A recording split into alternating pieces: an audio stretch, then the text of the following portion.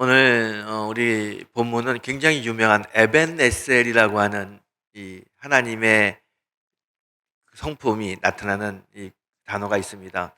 하나님을 표현하는 여러 가지 단어가 있습니다. 여호와 니시, 또 여호와 라파, 여호와 이레, 여러 가지 단어가 있는데 에벤에셀이라고 하는 이 단어도 하나님을 표현하는 굉장히 중요한 단어인데, 오늘 이 에벤에셀이 나에게 어떤 의미가 있는지 함께 좀 은혜를 나눴으면 좋겠습니다. 오늘 본문을 보면요, 그 사사 시대가 배경인데요. 사사 시대에 이스라엘을 가장 많이 괴롭혔던 나라는 블레셋입니다. 블레셋이 이스라엘을 참 많이 괴롭혔는데, 한 번은 사무엘이 이스라엘 백성들 전부 다 미스바로 모이게 하고, 여기서 우리를 괴롭히고 있는 저 블레셋을 좀 하나님께서 응징해 달라고, 무찔러 달라고 기도하자. 다 모여서 기도하라고 불렀어요. 많은 사람들이 미스바에 모여서 기도했습니다. 미스바에서 기도했을 때 하나님의 도우심으로 이제 블레셋을 무찌릅니다. 그리고 하나님의 도우심으로 블레셋을 무찔렀다고 하는 너무너무 기쁘고 좋은 소식에 하나님께 감사하는 마음으로 사무엘이 돌을 하나 딱 취해가지고 기념비를 만듭니다. 그리고 그 기념비를 뭐라고 이야기하냐면 에벤에셀, 하나님이 여기까지 도우셨다라고 이야기합니다. 이게 이제 에벤에셀의 이야기죠. 여러분, 오늘 이 에벤에셀을 고백한 다음에 계속해서 이스라엘 백성들은요, 에벤에셀, 하나님이 여기까지 도우셨다, 에벤에셀을 고백하는 거예요. 틈만 나면 에벤에셀을 고백합니다.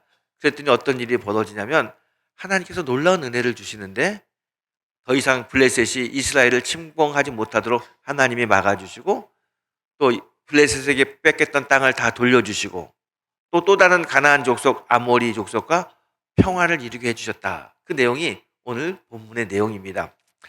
이 본문을 가만히 보면서 저는 이런 생각해 봅니다. 에벤에셀, 너무나 유명한 단어인데, 에벤에셀은 하나님이 지금까지 나를 지켜주셨다, 인도하셨다, 이런 뜻이라고 말씀드렸잖아요. 그럼 한번 생각해 보세요. 우리가 늘 에벤에셀 이야기하잖아요. 하나님이 지켜주시고 하나님이 인도하시면 우리의 삶 속에는 어려움이 있어야 됩니까? 없어야 됩니까? 없어야 되는 거 맞지 않습니까? 하나님이 지켜주시고 하나님이 인도하시는데 왜 우리의 삶이 어렵고 힘든 삶이 되겠습니까? 그런 일이 있으면 안 될 것 같아요. 그런데 보세요. 우리의 삶 속에는 여전히 어려운 일이 있습니다. 이스라엘도 마찬가지입니다.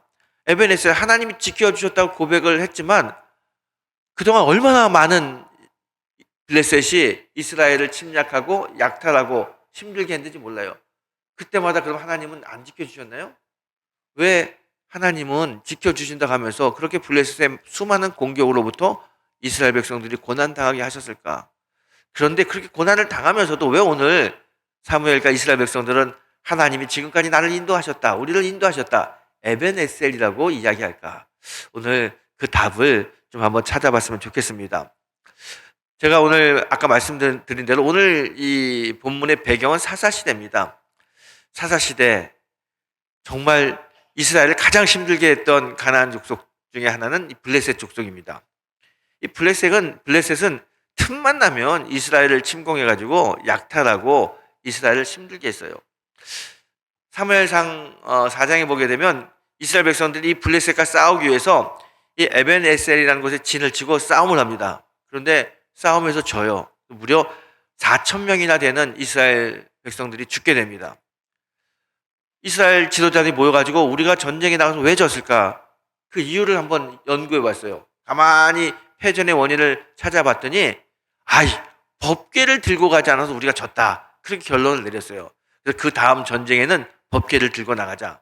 다음에 블레셋과 전투할 때 홈리와 비느하스, 엘리의 아들들, 제사장들이 법궤를 메고 전쟁에 나갔습니다. 법궤를 메고 전쟁에 나갔는데 그때 더 무참하게 패배합니다. 3만 명이나 되는 많은 이스라엘 군인이 죽었고요. 그때 법궤를 맸던 홈리와 비느하스도 거기서 죽게 되고 법궤도 빼앗겨 버립니다. 이 자기의 아들 홈리와 비느하스가 죽었다는 이야기를 들은 엘리도 앉아있던 의자에서 떨어져서 목이 꺾여서 죽게 됩니다. 이렇게 엘리가 죽은 다음에 20년이 시간이 흐른 다음에 사무엘이 이제 이스라엘의 제사장이 됩니다.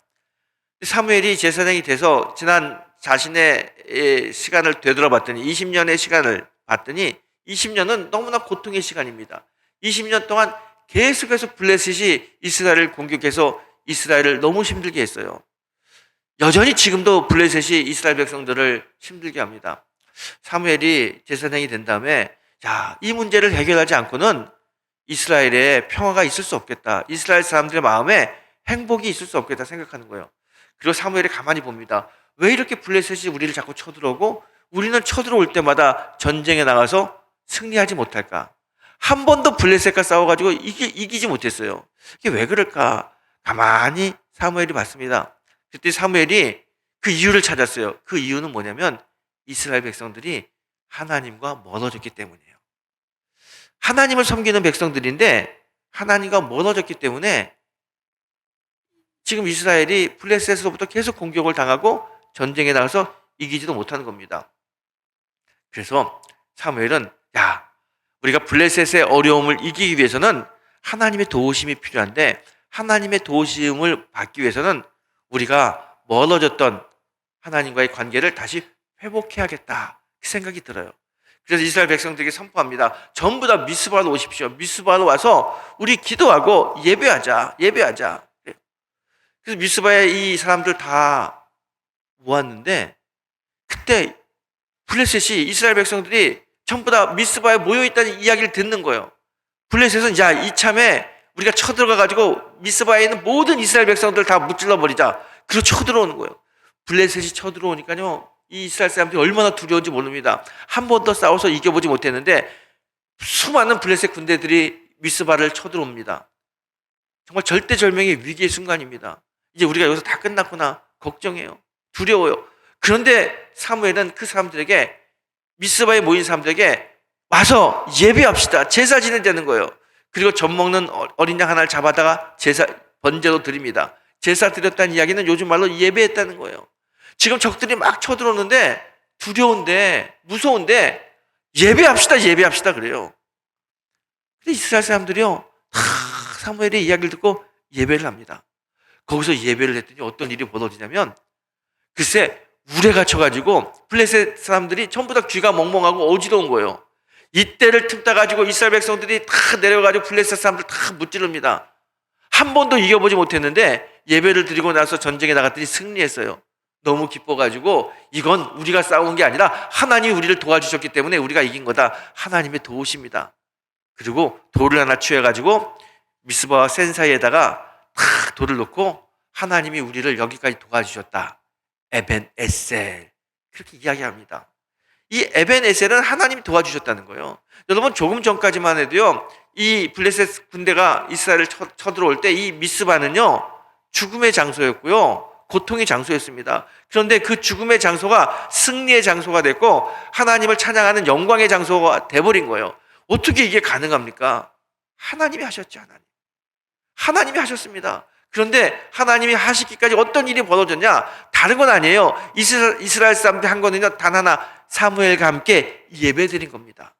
사무엘이 젖 먹는 어린 양 하나를 잡아가지고 이스라엘 사람들에게 같이 와서 번제하자 예배드리자는 거예요. 그리고 예배드릴 때 사무엘이 한 얘기가 있습니다. 7장 3절에 보게 되면 사무엘이 이렇게 이야기합니다. 사무엘이 이스라엘 온 족속에게 말하여 이르되 만일 너희가 전심으로 여호와께 돌아오려거든 이방신들과 아스달롯을 너희 중에서 제거하고 너희 마음을 여호와께로 향하여 그만을 섬기라. 그러면 너희를 블레셋 사람의 손에서 건져내시리라 그래요. 그리고 예배 드리는 거예요. 이 말을 들은 이스라엘 백성들이 어떡합니까? 예배만 드린 게 아니고요. 정말 사무엘이 한 이야기대로 이방신들을 다 제거하고 예배 자리에 나옵니다. 여러분, 단순히 예배 자리에 나왔다 이게 아니고요. 이 말 속에는 굉장히 중요한 의미가 있습니다. 이스라엘 백성들은요 원래 유목민족이에요. 양을 치는 염소 치는 유목민족입니다. 애굽에서 430년 동안 이집트의 식민지였는데 그때 그들이 했던 일도 양치고 염소 치는 유목일이었어요. 그리고 출애굽해가지고요 광야에서 40년을 살게 되는데 40년 동안 계속 이동하잖아요. 한 번도 농사를 져보지 못했습니다. 계속 이동하는데 어떻게 농사를 짓습니까? 이스라엘 사람들은 농사 져본 경험이 없어요. 그런데 가나안에 딱 도착했어요. 가나안에서는요, 농사 짓고 농사 지어서 먹고 살아야 되는 거예요. 여기서 정착해서 살려면 농사를 지어야 되는데 농사 져본 경험이 한 번도 없잖아요. 어떻게 농사를 지어야 되는지, 어느 곳에 씨를 뿌려야 되는지 몰라요. 여기서 살려면 농사를 지어야 되는데 농사 짓는 방법을 모르고 어떡할까 봤더니 그때 옆에 살던 가나안 족속들은 농사를 지어서 잘 먹고 살아요. 아, 그러면 저들에게 가서 배워야겠다. 가는 거예요. 가서 농사 짓는 법을 배웁니다. 농사 짓는 법을 배울 때 주일날 예배를 드려야 되는데 제사 지내야 되는데 오늘 농사 짓는 법 가르쳐 줄 테니까 오늘 씨 뿌리는 거 가르쳐 줄 테니까 오라 그래요. 번제 드리는 것보다 씨 뿌리는 거, 농사 짓는 법 배우는 게 더 중요하니까 거기 가는 거예요. 그렇게 가면서 점점 예배와 멀어지는 겁니다.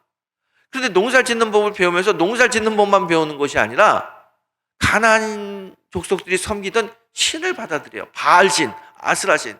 이 농사를 잘 지으려면 바알신, 비를 내리는 바알신, 풍요의 신, 아스라신 이를 섬겨야 된다고 하면서 그들을 섬길 때 이스라엘 백성도 오라 그러고 또 이들도 농사를 잘 지어야 되고 풍년을 맞이하고 싶은 욕심 때문에 거기 가요.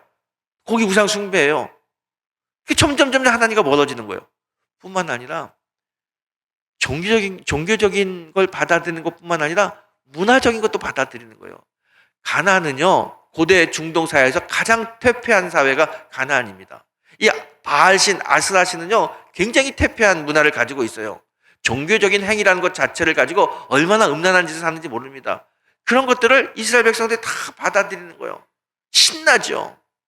쾌락, 즐거움, 거기에 빠지면서 점점 하나님과 멀어졌어요. 이 멀어진 상태를 사무엘이 딱 깨닫는 겁니다. 그리고 지금 우리가 가지고 있는 이 블레셋의 어려움은 우리가 종교적으로, 신앙적으로 하나님과 멀어졌기 때문에 그렇다. 예배 자리에 오십시오. 그런데 그냥 예배 자리에 오는 것이 아니라 우상 숭배한 것을 다 푸시고 온전하게 마음을 하나님께 맞추고 하나님만 바라본다고 하는 결단의 마음을 가지고 예배 자리에 오십시오. 그렇게 이야기하는 거예요. 여러분, 이 말씀 가만히 보면서요, 저는 이런 생각을 봅니다. 이게 단순히 그 옛날 이스라엘 사사시대 이스라엘의 문제만은 아니에요. 지금 우리의 문제하고도 너무나 비슷합니다. 우리 신앙인들이 점점 하나님과 멀어지고 예배와 멀어진 이유가 뭡니까? 이스라엘 백성들이 가나안 족속한테 농사 짓는 법 배우려고 간 것처럼 지금 우리가 먹고 사는 문제, 사업하는 거, 돈 버는 것 때문에 돈 벌기 위해서 막 세상 사람들과 만나다 보니까 점점 예배와 멀어지는 거예요. 주일날 예배 드려야 되는데 주일날 다른 데 가는 거예요. 돈 버는 장소에, 세상적인 모임의 장소에 여기 가야 중요한 정보를 얻을 것 같으니까 가는 거예요. 가는 거. 근데 가면은 그 정보만 얻고 옵니까? 그 세상 사람들이 가지고 있는 세상의 문화. 여러분, 우리들도요, 지금 우리들의 세상의 문화가 얼마나 타락했습니까? 창략적이고 퇴폐하고 이게 우리들의 문화인데 예배와 멀어진 사람들이 세상 사람들과 돈 벌기 위해서 사업하기 위해서 자꾸 어울리다 보면 그 문화도 다 받아들이는 거예요. 그러면서 완전히 하나님과 멀어지는 겁니다. 예배에서만 멀어지는 것이 아니라 우리의 마음과 우리 신앙도 멀어진 거예요. 지금 우리의 이 상태가 그 옛날 블레셋의 공격을 받던 이스라엘의 상태와 너무너무 비슷한 거예요. 결국 이스라엘 백성들이 어려움을 당하잖아요. 블레셋에게. 여러분, 우리도 이 상태를 계속 가게 되면 어려움을 당할 수밖에 없습니다. 오늘 이 송년 마지막 주일날 오늘 이 말씀을 통해서 분명히 여러분에게 도전합니다. 사무엘이 이야기한 것처럼 다시 예배 자리에 오십시오. 우상 숭배한 것을 제거하고 예배 자리에 오십시오. 그 이야기가 오늘 우리들에게 주신 하나님 말씀입니다. 다시 예배 자리에 와야 됩니다. 내년에는 다 예배가 회복되고 예배 속에서 하나님의 은혜를 맛보는 그런 성도가 되어야 될 줄 믿습니다. 예배에 오는 거예요. 예배 자리에 오라고 했는데 이 미스바에 모였던 이스라엘 백성들이요, 참 감사한 건 와요. 사무엘이 어린 양 하나를 딱 잡아가지고 예배 번제를 드리고 있는데 다 사람들이 다 모여가지고 예배해요. 그런데 이 예배 장소에 그냥 오는 게 아닙니다. 보시면은요, 4절에 보게 되면 이스라엘 자손들이 바알들과 아스달로스를 제고하고 여호와만 섬기니라 그래요. 예배 자리에 오는데 그냥 앉아서 예배 드리는 것이 아니라 정말 사무엘이 이야기한 것처럼 자신들의 가장 근본적인 하나님과 멀어졌던 문제, 이방신과의 관계를 정리하고 회개하고 온전한 마음으로 예배 자리에 옵니다. 그래서 하나님의 역사가 여기서 일어나는 겁니다. 여러분, 예배 드리러 오세요. 그러면은요, 그냥 와가지고 주일날 여기는 9시 반 예배니까 9시 반에 왔다가 10시 반쯤에 가는 게 예배가 다라고 생각하는데 그렇지 않아요. 그저 그냥 이 자리에 앉아서 예배 드리는 것이 아니라 예배는 예배 드리려고 하는 그 마음부터 예배가 시작되는 겁니다. 제가 지난 수요일날 미스바 기도 시간에 이런 이야기를 했어요. 한 번은 젊은 집사님하고 한번 이야기하는데 아기가 있어요. 집사님 예배 좀 오셔야죠 했더니 목사님 아기 안고 예배 드리러 가기가 참 힘들어요. 한번 예배 드리러 가서 유아방에 있었는데 마이크 소리도 잘 들리지 않고 아기가 왔다 갔다 하고 아기 보느라고 목사님 설교가 무엇인지 하나도 듣지 못했어요. 차라리 그것보다는 집에서 그래도 한가할 때 유튜브 보게 되면 아기 재워놓고 유튜브 보게 되면 목사님 설교가 얼마나 잘 들리는지 몰라요. 저는 가서 예배 드리는 것보다 집에서 유튜브로 예배 드리는 게 훨씬 나은 것 같아요. 그게 더 좋은 것 같아요. 이렇게 이야기하셔요. 물론 그게 맞을 수 있어요. 근데 제가 그렇게 했어요. 집사님, 예배가 단순히 교회 와서 1시간 동안 같은 공간에 앉아 있는 게 그게 예배가 아닙니다. 예배는 내가 하나님의 전에 가야겠다.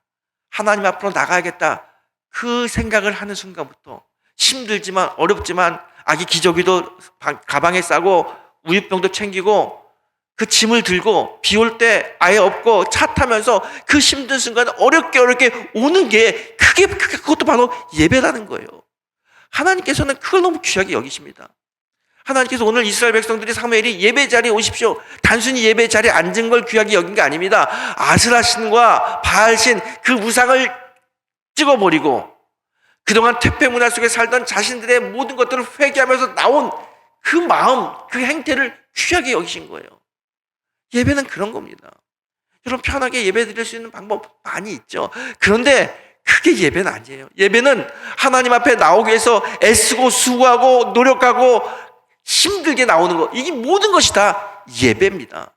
그래서 교회에 와야 되고요, 함께 찬양해야 되고요, 함께 기도해야 되고요, 함께 말씀을 나누는 게 얼마나 중요한지 모릅니다.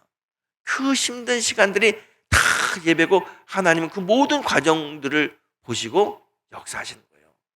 오늘 이스라엘 백성들이 예배 자리에 왔더니 모든 어려움, 그동안 바알신 섬기면서 그동안 퇴폐 문화에 빠져있던 모든 것 다 자기들의 잘못을 회개하고 예배 자리에 왔더니 하나님 어떻게 역사하십니까? 자신들을 죽이려고 쳐들어오는 블레셋을 우레를 통해서 무찔러 줬을 뿐만 아니라 그들이 고백하잖아요. 하나님이 나를 도우시는구나. 하나님이 우리를 도우시는구나. 에베네셀 돌을 세웠는데요, 그냥 돌을 세운 게 아닙니다. 그들은요 오며 가며 그 돌을 보면서 에베네셀, 에베네셀, 하나님이 나를 도우셨다, 하나님이 나를 도우셨다, 그렇게 이야기해요. 그렇게 하나님이 우리를 도우셨다, 나를 도우셨다 고백했더니 하나님은 어떻게 역사합니까? 오늘 13절에 보게 되면요, 하나님의 손이 블레셋 사람을 막아 블레셋 사람들이 다시는 이스라엘 지역으로 들어오지 못하게 하였습니다. 단순히 그 전쟁에서만 끝난 것이 아니라, 전쟁에서 블레셋을 무찌른 것이 아니라 다시는 블레셋 사람들이 오지 못하도록 그들이 에베네셀, 하나님이 나를 도우셨다고 고백했더니 하나님 그렇게 만드셨어요. 뿐만 아니라 그동안 블레셋에게 뺏겼던 에글론부터 가드까지 모든 영토를 다 되찾게 하나님이 해주셨습니다. 그리고 마지막으로 가나안의 가장 악독한 아모리 족속과 평화를 이룰 수 있도록 하나님 만들어 주셨어요. 이 모든 축복이 사람들이 한 게 아무것도 없습니다. 전부 다 하나님이 해주신 거예요. 하나님 왜 이런 은혜와 축복을 주셨느냐? 단 하나입니다. 그들이 예배 자리에 오면서 하나님의 도움을 보고 하나님이 하셨다, 하나님을 자꾸 회복하고 하나님이 도와주셨다 고백했어요. 그 고백을 들으시고 고백대로 하나님이 이루신 겁니다. 여러분, 하나님은요 우리의 신앙 고백을 들으시고 그 고백대로 이루시는 분이, 역사하시는 분이 우리 하나님입니다. 하나님이 도와주셨습니다, 하나님이 하셨습니다 라고 고백하면 어떤 어려움을 만나도 하나님이 하시고 하나님이 도와주십니다. 그게 하나님의 방법입니다. 여러분, 하나님이 어떤 하나님인지 아세요? 하나님은 우리를 도와주시는 하나님이십니다. 보세요. 그 옛날 이스라엘이 블레셋과 싸울 때 인간적인 방법으로 여러 가지 해봤습니다. 심지어 법궤를 데리고 나가면 전쟁에 이길 거라고 생각하고 법궤까지 메고 갔어요. 그런데 그들은 전부 다 졌습니다.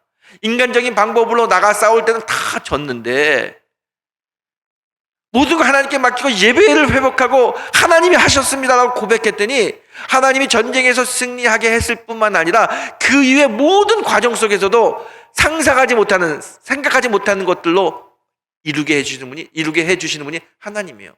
블레셋을 막아주시고 뺏겼던 땅을 회복시켜주시고 나머지 아모리 족속과 평화를 이루게 하시고, 이 전부 다 하나님이 하신 거죠.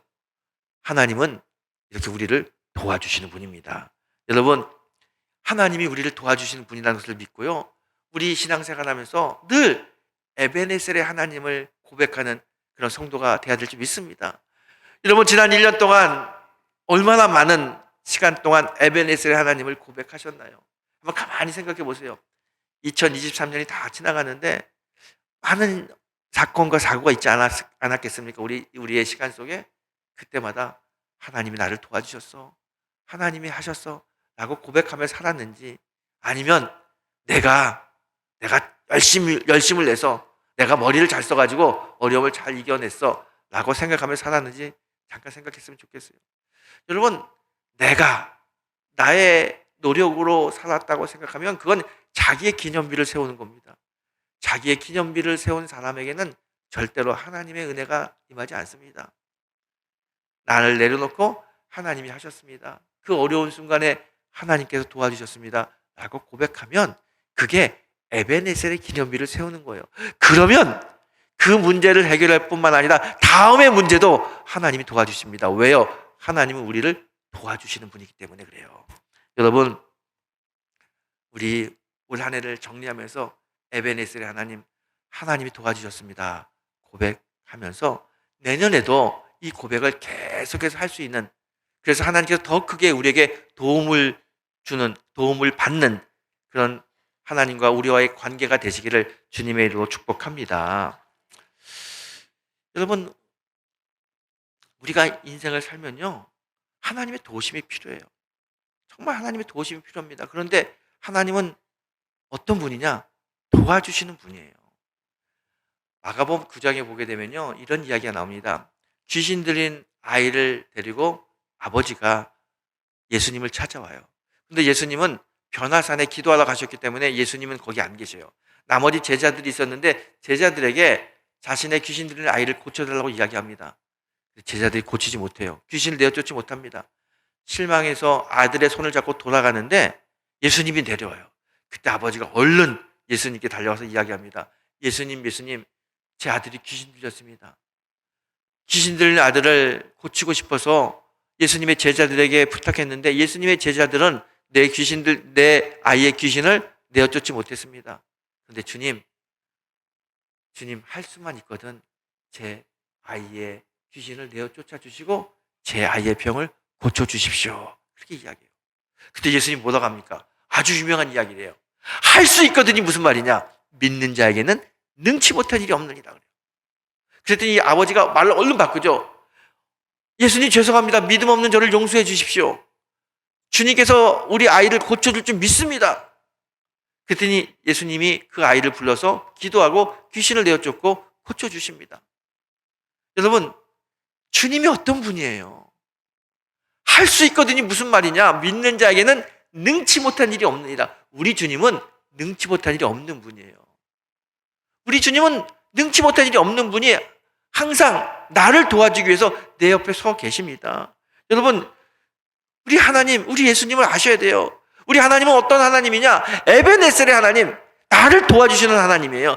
지금까지 나를 도와주셨다는 그 이야기는 지금도 나를 도와주시고 앞으로도 나를 도와주신다는 이야기입니다. 하나님이 어떤 분이라고요? 에베네셀의 하나님이에요. 나를 도와주시는 분. 시편의 기자가 이야기하죠. 여호와는 환난 중에 내가 만날 나의 도움이시라. 너의 도움이 어디서 오나 봐라. 천지를 지으신 여호와에게서로다. 하나님은 나를 도와주시는 분이에요. 그분이 에베네셀의 하나님이 내 옆에서 나를 도와주기 위해서 기다립니다. 우리가 그 하나님을 바라보고 그 하나님을 고백하면 반드시 하나님은 우리의 삶 속에 역사하십니다. 여러분, 피터 라이브스라고 하는 사람이 쓴 소금 인형이라고 하는 책이 있습니다. 그 책에 이런 내용이 나와요. 한 번은 아버지가 어린 아들과 함께 자기 집 정원을 다시 가꾸게 됐습니다.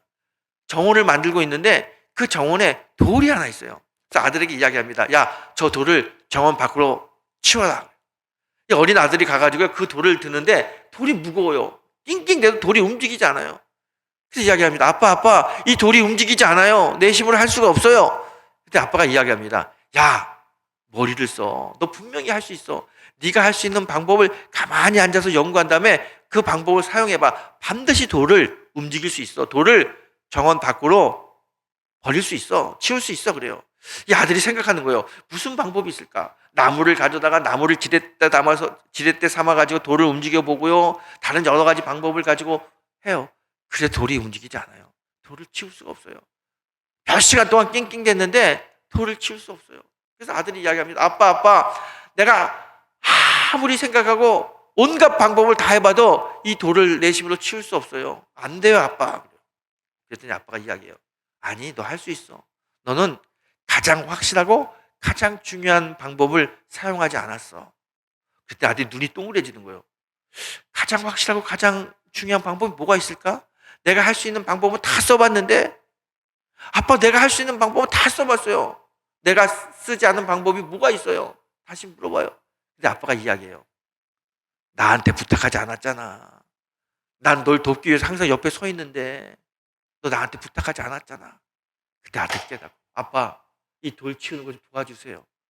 그때 아빠가 와가지고 아들과 함께 돌을 들어서 밖으로 치워줬어요. 여러분, 저는 이 이야기를 들으면서 우리 하나님이 바로 이 아빠 같은 분이다 라는 생각합니다. 여러분, 하나님은요 나를 돕기 위해서 옆에 계시는 분이에요. 우리는 그 하나님께 도와달라는 이야기를 못해. 아니, 안 해. 생각도 못해요. 그리고 낑낑대고 내가 할 수 있는 방법을 가지고 살아보려고 애씁니다. 안 되죠. 어리석은 방법이에요. 여러분, 하나님은요 내 옆에서 나를 돕기 위해서 기다리고 계세요. 하나님 도와주세요. 에베네셀, 지금까지 나를 도와주시는 지금 내가 만난 이 어려움도 에베네셀 도와주세요. 고백하면 에베네셀의 하나님이 직접 역사하셔서 우리의 어려움, 우리의 고통, 우리의 아픔을 해결해 주십니다. 하나님은 어떤 하나님이냐? 우리를 도와주시는 에벤에셀의 하나님입니다. 여러분, 지금 이 시대는 아주 영적인 전쟁의 시대입니다. 지금 우리가 살아가는 이 시대는요 우리를 힘들게 하고 우리를 공격하는 세상의 블레셋이 얼마나 많은지 몰라요. 틈만 나면 이스라엘을 공격했던 블레셋처럼 틈만 나면 악한 세력들이 우리를 공격합니다. 이 공격으로부터 우리를 지키고 이 공격을 벗어나서 더 큰 은혜를 맛보기 위해서는 하나님의 도우심이 필요합니다. 그 하나님의 도우심은 하나님을 찾을 때 옵니다. 예배의 자리에 집중할 때, 그리고 그 예배 자리에서 나를 인도하신 그 하나님을 만나고 그 하나님을 고백할 때, 예배 자리에 나를 불러주신 하나님, 앞으로 내 삶 속에서도 임마누엘, 여호와 니시, 에벤에셀로 역사할 줄 믿습니다. 고백하면 하나님이 우리의 삶 속에 에벤에셀로 인도하십니다. 여러분, 2023년을 다 보내고 이제 새해를 맞이합니다. 어떻게 한 해를 또 맞이하겠습니까? 여러분, 새해는요 더 많은 어려움이 우리에게 올 수도 있어요. 하지만 걱정하지 마십시오. 왜요? 우리는 에벤에셀의 하나님이 있기 때문에 그래요. 여러분, 힘들 때마다 어려울 때마다 에벤에셀의 하나님을 고백하고 그 믿음으로 하나님께서 주시는 놀라운 은혜와 사랑과 축복 속에 더 복된 한 해를 보내는 귀하고 복된 성도가 되시기를 예수님의 이름으로 축원합니다.